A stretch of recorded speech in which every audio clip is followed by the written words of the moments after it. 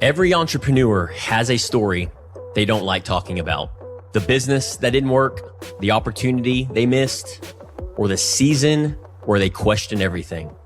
Today's conversation isn't about success. It's about what happens after failure. Because sometimes the greatest thing you'll ever build isn't a business, it's your character. Today, I've got Daniel Batista on the Level Up Live podcast, and we're going to pull back the layers. This is going to be one that you'll want to listen to all the way to the end. Daniel, welcome to the podcast, brother. Thank you very much. What an intro.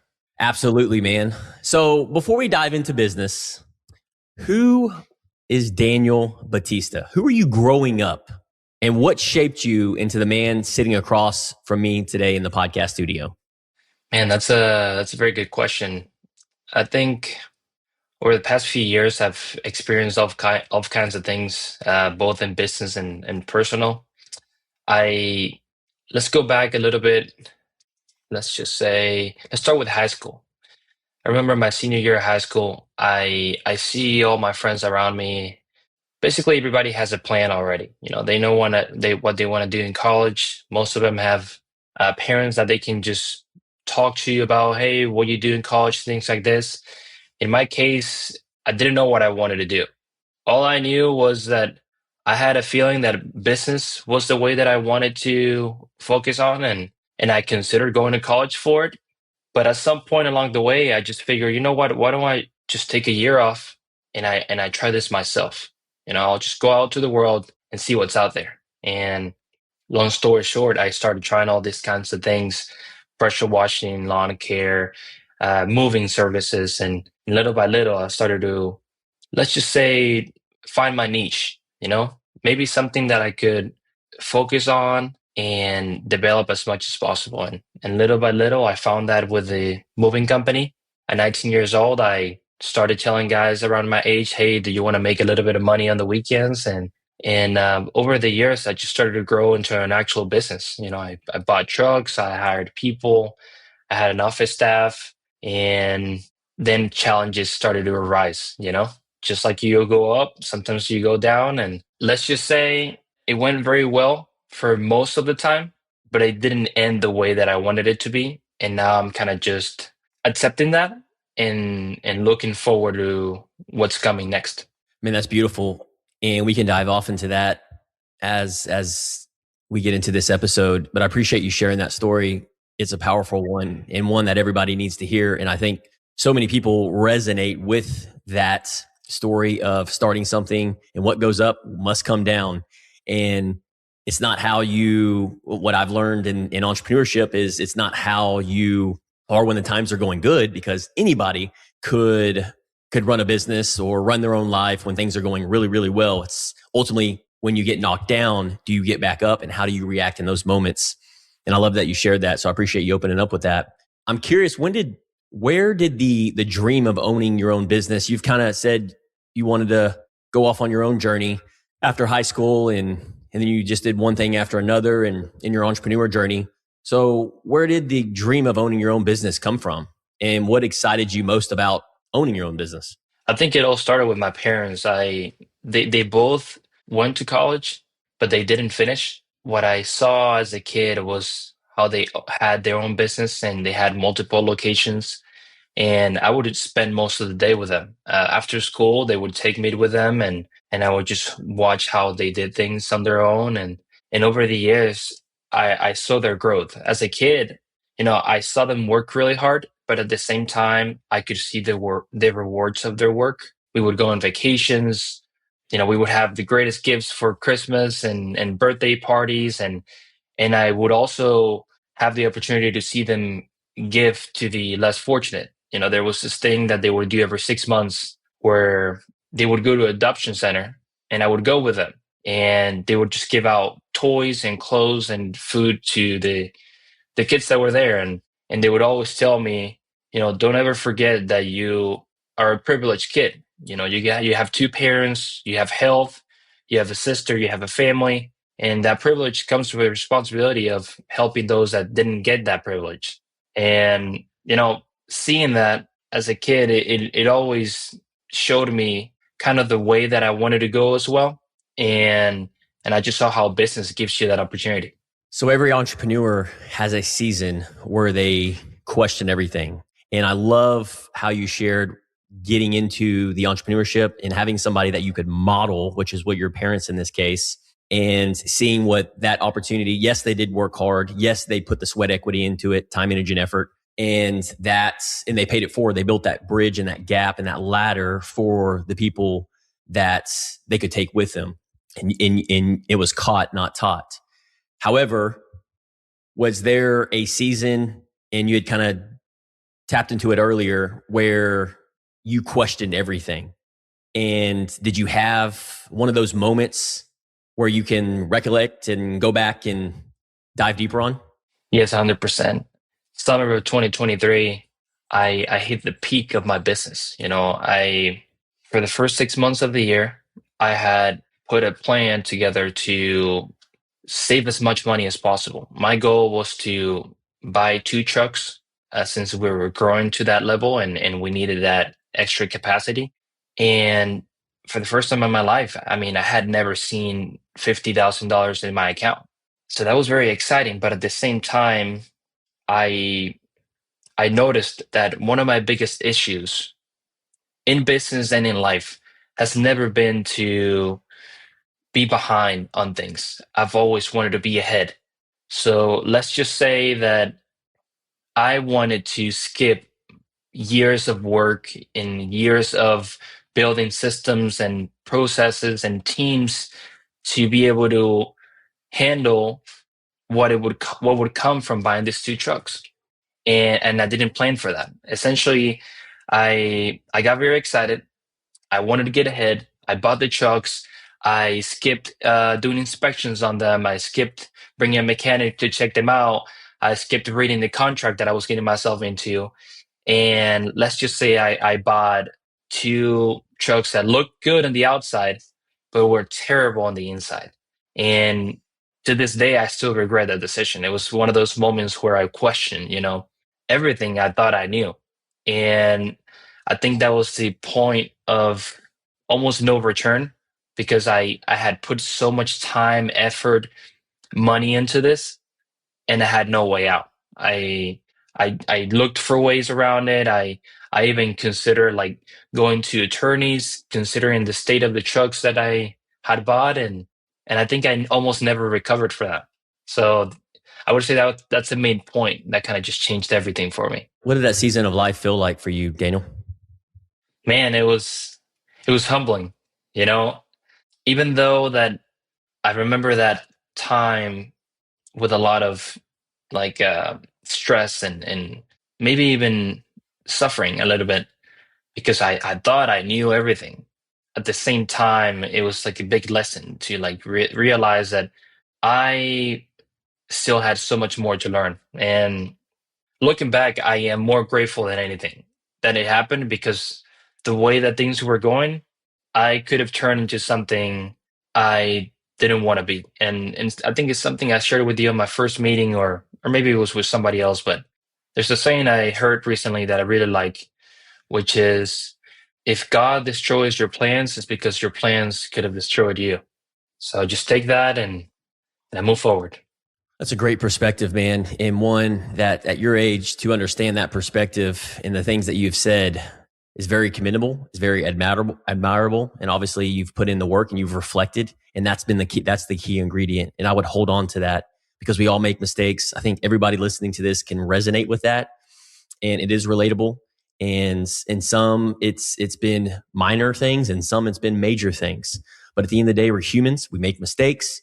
And what I'm hearing you say is you've owned those mistakes, you've reflected on those mistakes, and now you know what to do and what not to do moving forward. And that's, man, if you can be the one that continues to move forward and learn from that, what's next, because you've already experienced the up and the down. Well, now it's time to build on that. And I think you've just getting to know you the last couple months by you showing up, showing out, and leaning in and sharing and opening up and having a safe place, man, that is all an ingredient to becoming a stronger 10.0 version of yourself. And just honored that you shared that, man. Appreciate you. Yes, sir. Yeah, definitely. I appreciate the opportunity to speak up. When the business didn't work out, did you ever, I'm just curious, did you ever feel like your identity disappeared with it?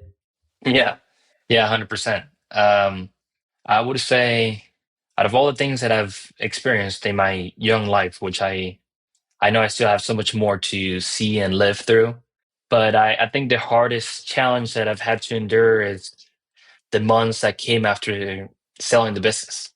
You know, it's almost like I didn't know what to do next.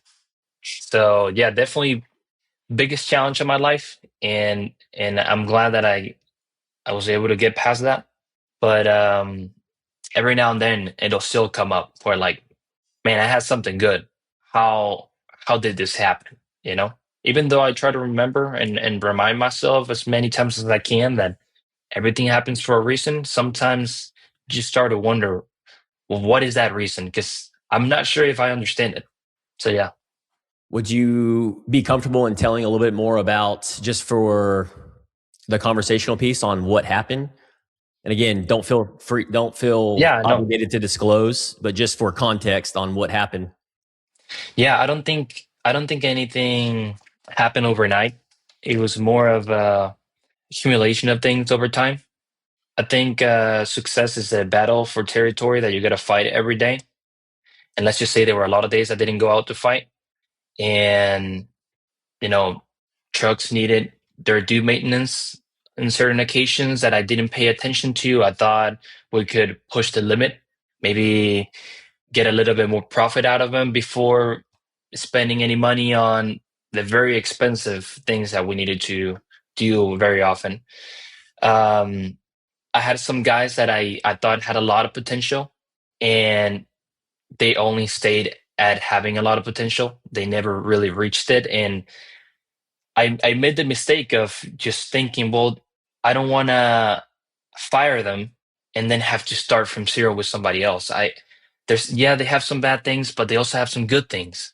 And I stayed at that internal battle for years, up until the point where some of those individuals made decisions that had a very permanent, let's just say, permanent harm to the company. You know, we had this one job that went terribly bad that escalated to being sued, and it was either somehow get through that and have like almost no business left, or kind of just sell for what it was worth at the time, and kind of let's just come to a settlement and not have to worry about turned it what it could have turned out into. So yeah, I mean, I can't say, oh, this thing just happened to me one day and then everything came after. I think I just didn't see where we were going ahead of time, and I paid for that. I think as a business owner, it's not just making good decisions for now, but also for later. And I didn't make those decisions for later. And looking back, what did that season give you, Daniel, that success never could have? Because you could have continued that trajectory up, and we could be on this podcast today and you continue that trajectory up. And everything happens for a reason. So looking back, what did that season give you that success could have? I think I think I've had to learn one way or another to just be patient. Some things, they can be meant for you, but you just gotta give them time. Everything comes at the right time, at the right place. And if you try to force them, sometimes you could just end up losing it. I think I had something good going, but I wanted to force it to be quicker. And that's always something that I've had to work on. I want things to be quick, to be fast. I don't want to wait. Why wait a week when I could just have it now? And I would always try to skip things. And I think I paid a big price for that. So after everything that happened, I've learned to be where my feet are. And what that means for me is, I'm here talking to you. I'm fully focused on this. My phone is on another room. Everything's silenced. I want to be here. In the past, I would be talking to people and I would just be thinking, what's next? What's next? I would be working on something and I'm not even there. I'm just trying to think of, hey, this thing I wanted for next year, how can I get it next month? And that's how I was. I would go out with my wife for dinner and I wouldn't really be there. She would talk to me and things would just be noise. And so after everything that happened, I've learned to be present and to understand that things take time. Good things take time. Very powerful. Now, you'd mentioned your wife through this entire process. How long you been married, Daniel? 2 years we've been married, 6 years we've been together. What would you say marriage has taught you about leadership that business never could? Man, that's a good one. Um, One of the main things I've learned is to have sympathy for others. You know, um, One of the biggest challenges that I've had is understanding how, you know, we're not all equipped with the same skills. And sometimes you just have to be there for someone. And having this is something that I've had to work a lot on. It's kind of like a pattern that I've seen repeat with my mom, my sister, and my wife, where in the past I would lose my patience. You know, I couldn't understand how they didn't see what I saw. And one of the main things that I always struggle with is that, my mom, my sister, or my wife would come to me with a problem, and I would instantly think of a solution, and I would just say, "Hey, let's just do this." And I think we've all heard this before, but it turned out that they didn't want a solution at the moment. They just wanted it to be listened, understood, and that's something that I think I finally have started to internalize and make it a part of myself, which is that we don't we don't have to rush to things. We don't have to instantly fix things. Sometimes we can just sit, listen, understand, and then we can open the way for solutions to come. And again, it's just that quickness to things, always wanted to be ahead, always wanted to jump into things that I've started to work on, and both marriage and business have taught me one way or another. Man, I could just sit here and listen to you for hours. You've got such a great story and where you're at, man. And I feel like you're just getting warmed up, Daniel. You're wise beyond your years, brother. And I know you've probably heard that before, but everything that you've been through, I believe it ultimately comes down to Maxwell talks about this, failing forward. All of our failures, all of our mistakes is just making us stronger by reflecting in who we're becoming. So I'm just smiling ear to ear. If you're watching this on YouTube, I'm smiling ear to ear. Just honored to be on this show with you, man. I appreciate it, man. If you could sit down with the version of yourself the day your business failed, what would you tell him? Man, so many things I would like to say. I think something that I've learned recently that I didn't have before is to have rules over willpower. Many times during my business career, I relied on willpower, just hoping that I would wake up with all the energy and motivation in the world needed to do the things I had planned to do. And most days I didn't have that willpower, at least not on the, let's just say, second half of my business. When I first started it, every day I felt like $1,000,000. I could just go out, do all the things and have leftover energy. But once I hit a certain level that I was hoping for, I kind of just became complacent. I didn't really have that willpower anymore. And I also didn't have the rules to keep me going. So essentially, I just stayed stagnant for so long that things just naturally came down, I think. Now, after all this, if I only had a chance to say one thing, rules over willpower, for sure. And something I'm still working on, but I can tell you that I am much better at. I right here in front of me, I have a board that only has a few things, but the main thing that I have is respect my calendar, respect my sleep, rules over willpower. That's it. I used to give myself all these motivation quotes and things that are okay. They're great, but they didn't really stick with me.